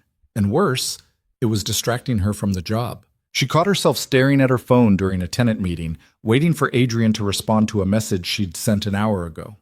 She rewrote emails to him 3 times before sending them, trying to strike the right balance between professional and friendly. She started wearing makeup to work, not a lot, just enough, and hated herself a little for it. This was exactly what she'd been afraid of, letting feelings complicate something that was already complicated enough. Marcus noticed first. "You okay?" he asked one afternoon when Clara had been staring at the same invoice for 10 minutes without actually reading it. "Yeah, fine. Why?" He gave her a look that said he didn't believe her but wasn't going to push. "No reason, just seemed distracted lately." "I'm not distracted." "Sure." After he left, Clara put her head in her hands and groaned. She needed to get it together. The 3-month follow-up review was coming in 2 weeks, and if Patricia showed up and found Clara mooning over her boss like a teenager, that would be the end of everything. So she made a decision. She was going to focus, do her job, keep things professional with Adrian, no matter how hard that was. It lasted exactly 4 days. On Thursday evening, Claire was doing a final walkthrough of the property before heading home when she noticed Adrian's car in the parking lot. He wasn't supposed to be here. He hadn't mentioned stopping by. She found him in the courtyard, sitting on the same bench where they'd talked that first night months ago. He looked tired, shoulders slumped, tie loosened, the kind of tired that came from carrying too much for too long. Clara hesitated. She could turn around, pretend she hadn't seen him, go home and maintain the distance she'd been trying so hard to keep. But she didn't. She walked over and sat down beside him. "Rough day?" Adrian looked up, surprised. Then he smiled, small and genuine. "Something like that." "You want to talk about it?" "Not really." "Okay." They sat in silence for a while. The sun was setting, painting the sky in shades of orange and pink. It was the kind of evening that felt almost too beautiful, like the world was trying to make up for something. Finally, Adrian spoke. "My daughter called today." Clara turned to look at him. In all the months she'd known him again, he'd never mentioned having a daughter. Never mentioned being a father at all. "I didn't know you had a daughter." "Yeah, Emma, she's 6. His voice was soft, weighted. "Her mom and it didn't work out. I see Emma every other weekend, but it's not enough. It's never enough." "That must be hard." "It is. Today she asked me why I don't live with her anymore, and I didn't know what to say. How do you explain to a 6-year-old that sometimes people can't make it work, even when they love each other?" Clara thought about her own father, who'd left when she was 12. Thought about the years she'd spent wondering if it was her fault, if she'd done something wrong. "You tell her the truth," Clara said quietly, "that it's not her fault, that you love her. That's all kids really need to hear." Adrian looked at her. "Is that what you needed to hear?" "Yeah, but I never got it. I'm sorry." "Don't be. It made me who I am." She paused. "For better or worse?" Adrian shook his head. "Definitely for better." They were quiet again. Then Adrian said, "Can I ask you something?" "Sure." "That night at dinner, when I said you still mattered to me." He stopped, searching for words. "Did I make things weird?" Clara's heart kicked up. "No, you didn't." "You sure? Because you've been different since then, more distant." She couldn't lie to him, didn't want to. "I've been trying to keep things professional." "Why?" "Because you're my boss, Adrian, and because I don't want to screw this up." "Screw what up? The job?" "Everything." Adrian turned to face her fully. "Clara, what are we talking about here?" She took a breath. This was it. The moment where she either said what she was feeling or buried it forever. "I'm talking about the fact that I think about you way more than I should. That every time you text me, my heart does this stupid thing where it speeds up. That when you look at me sometimes, I forget how to breathe. She laughed, shaky and embarrassed. I'm talking about the fact that I'm falling for you, and it scares the hell out of me. Adrian stared at her. For a long moment, he didn't say anything, and Clara felt panic rising in her chest. Then he smiled, really smiled, and said, "Thank God." "What?" "I've been losing my mind trying to figure out if you felt the same way." Clara blinked. Wait. You feel the same way?" "Clara, I've been half in love with you since I walked into that diner and saw you again. Why do you think I offered you this job?" "You said it was because I deserved a chance." "It was. But it was also because I couldn't stand the thought of walking away from you twice." She didn't know whether to laugh or cry. "So what does this mean?" Adrian reached for her hand, laced his fingers through hers. "I don't know, but I'd like to find out. If you want to." "Adrian, this is complicated. You're my boss. People are going to talk. Let them. And what if it doesn't work out? What happens to my job?" "Your job is yours, no matter what happens between us. I promise you that." Clara looked down at their joined hands. This was a risk, a huge one. But staying safe hadn't gotten her anywhere. Playing small hadn't protected her from getting hurt. Maybe it was time to stop being afraid. "Okay," she said. "Okay? Yeah, let's find out." Adrian's smile was bright enough to light up the darkening sky. He leaned in, and Clara met him halfway, and when their lips touched, it felt like coming home. The next morning, Clara woke up with her phone buzzing on the nightstand. She grabbed it, still half asleep, and saw a text from Sophie. "Can you come to 1D? There's a problem." Clara was out of bed and dressed in 5 minutes. She knocked on Sophie's door, and the young woman opened it immediately, looking frazzled. "I'm so sorry to bother you this early, but—" Sophie gestured inside. "The ceiling's leaking. There's water everywhere." Clara stepped in and saw the damage. Water was dripping steadily from a crack in the ceiling above the kitchen, pooling on the floor. Sophie had put down towels, but they were already soaked through. "Okay, don't panic. I'll call maintenance." Danny answered on the first ring, thank God, and said he'd be there in 15 minutes. Clara stayed with Sophie, helping her move things away from the leak, reassuring her that it would be fixed. "I'm really sorry," Sophie kept saying. "I know you've already done so much for me." "Sophie, this isn't your fault. Pipes burst. It happens." Danny showed up and got to work. The problem was in the unit above. Mr. Hassan in 2D had a pipe corrode and burst overnight. By the time they got it under control, both apartments had water damage. Clara spent the rest of the morning coordinating repairs, dealing with insurance, finding temporary housing for both tenants. It was chaos, but she handled it, didn't panic, didn't fall apart, just did what needed to be done. By noon, she was exhausted but satisfied. She dealt with the crisis and come out the other side. Marcus found her in the office, reviewing damage assessments. "You did good today," he said. "Thanks. It was a mess." "Yeah, but you handled it. That's what matters." After he left, Clara sat back in her chair and realized something. 6 months ago, a crisis like this would have sent her spiraling. She would have been convinced she was going to lose her job, that she'd screwed everything up beyond repair. Now, she'd just handled it and moved on. That was growth. Real, tangible growth. Her phone buzzed. "Adrian. Heard about the leak. You okay?" "Yeah, all under control. That's my girl." Clara smiled at the screen, warmth spreading through her chest. The 3-month follow-up review came faster than Clara wanted it to. Patricia Donovan showed up on a Tuesday morning, same sharp expression, same meticulous scrutiny. But this time Clara wasn't terrified. She was ready. The inspection took 3 hours. Patricia went through the files, walked the property, interviewed tenants.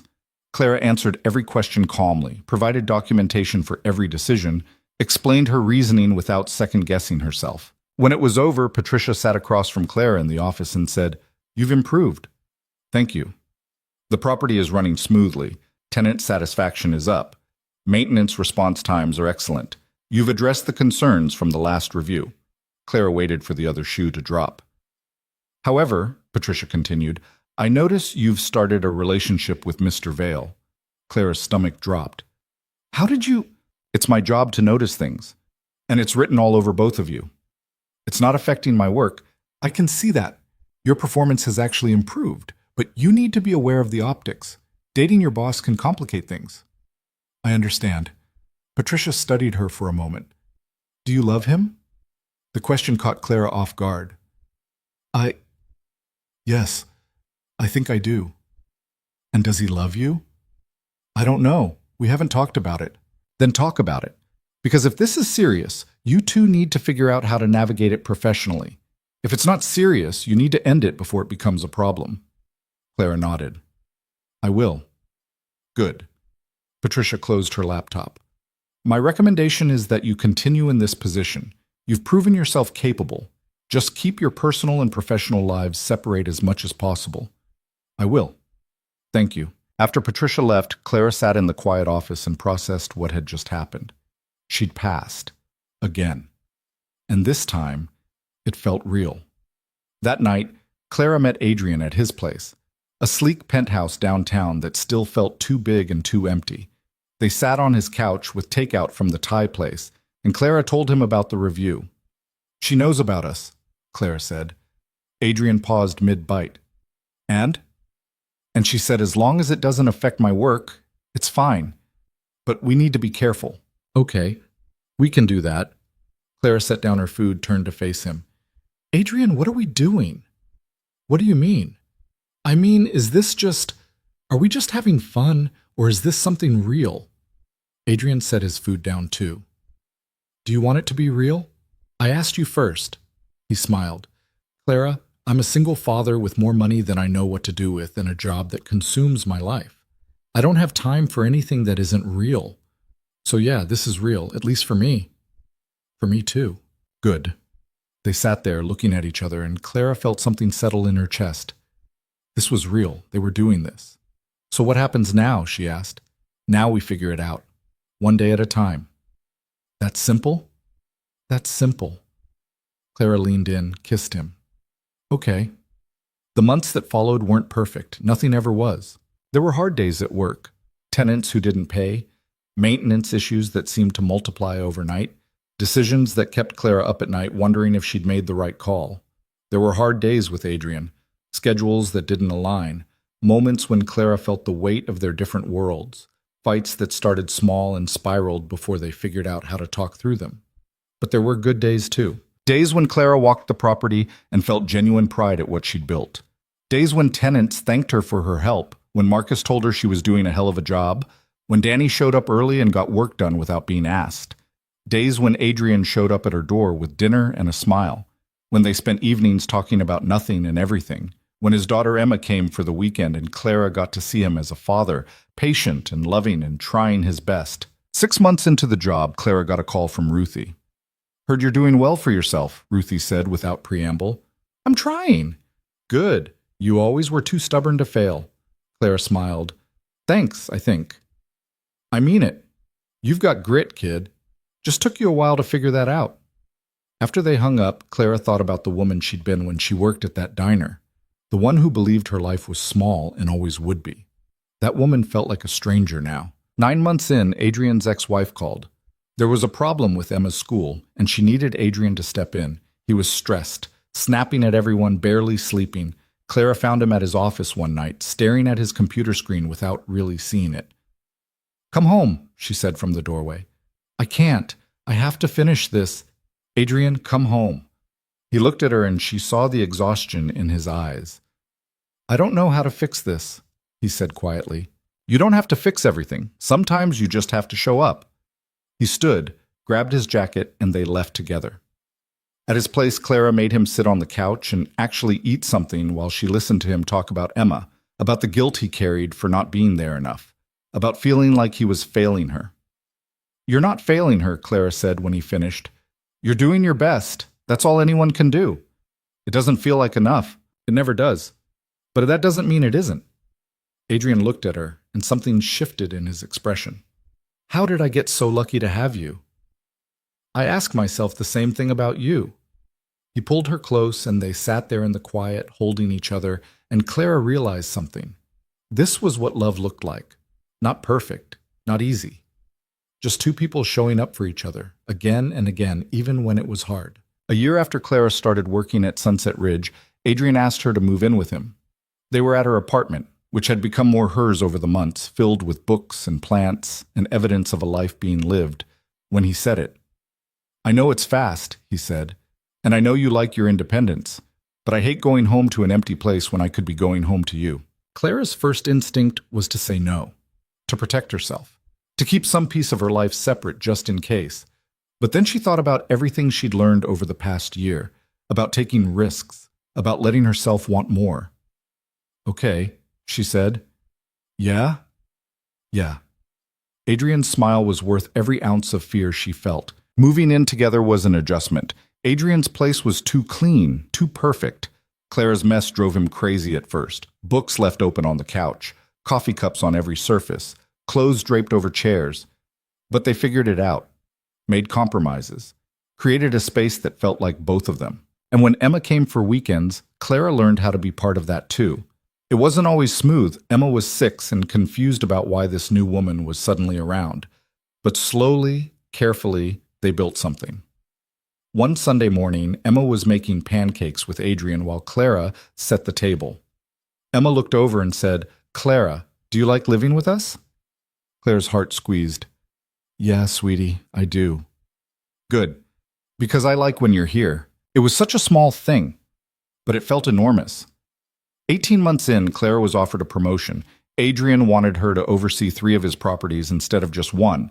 More responsibility, more money, more everything. She said yes without hesitation. The shy waitress who'd been afraid to try was gone. In her place was a woman who knew what she was capable of, who'd learned to trust herself, who'd stopped waiting for permission to want more. 2 years after that first night in the diner, Adrian took Clara back to Yuma. She didn't know why at first. He just said he wanted to show her something. They drove out to the diner. Ruthie's was still standing, still serving burnt coffee and pie that tasted like nostalgia. Ruthie was there, older and grayer, but just as sharp. "Well, look who it is," Ruthie said when they walked in. "The girl who finally got out." Clara hugged her. "Thanks to you." "Bullshit. You did that yourself." After they ate mediocre burgers and fries that somehow tasted exactly right, Adrian drove Clara out to the highway where his tire had blown all those years ago. He pulled over at the exact spot. "Why are we here?" Clara asked. Adrian turned to her, and there was something in his eyes she'd never seen before. Something that looked like fear mixed with hope. "Because this is where everything changed, for both of us." "Adrian!" He got out of the car, and Clara followed. They stood on the side of the road, desert stretching out in every direction, and Adrian took her hand. "Clara Hayes, you saved me twice. Once when we were kids and I didn't believe in myself, and once when you walked into my life again and reminded me what it means to actually care about someone." Clara's breath caught. "What are you doing?" "I'm asking you to marry me." He pulled a ring from his pocket. Simple, elegant, perfect. Clara stared at it, at him, at the road that had brought them here. "We barely survived being apart," Adrian continued. "I don't want to do that again. I want to build a life with you. A real one, messy and complicated and beautiful. What do you say?" Clara thought about the woman she'd been, the one who believed she didn't deserve good things, the one who played small because it felt safer. She thought about the woman she'd become, the one who'd learned to take up space, to make hard decisions, to believe she was worth more.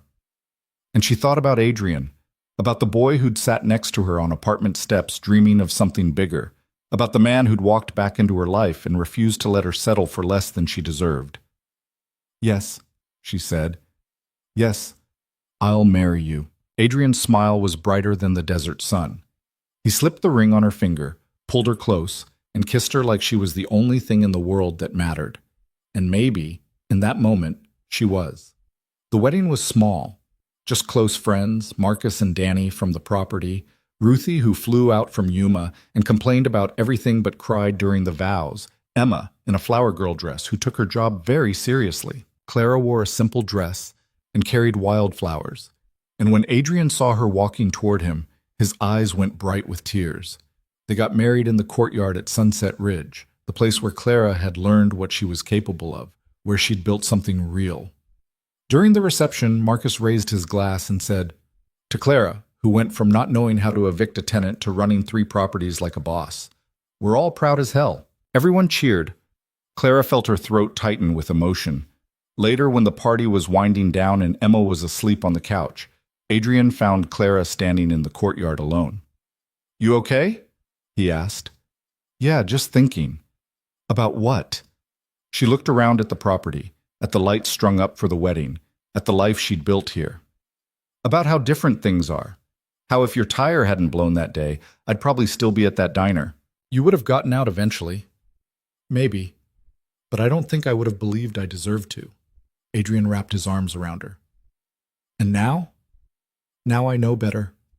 They stood there in the quiet, holding each other, and Clara thought about everything that had led them here. The pain and the loss and the years of believing she was stuck. The moment Adrian walked back into her life, the terrifying leap of saying yes to something she didn't know if she could do. None of it had been easy. None of it had been perfect. But it had been worth it. Because the truth was, people didn't save you. They just reminded you that you'd always had the strength to save yourself. Adrian had given her a chance, but she'd done the rest, and that made all the difference. 5 years later, Clara stood in her office, not at Sunset Ridge anymore, but at Vail Properties headquarters, where she now served as Director of Property Management, overseeing 15 locations, and looked at the photo on her desk. It was from their wedding day.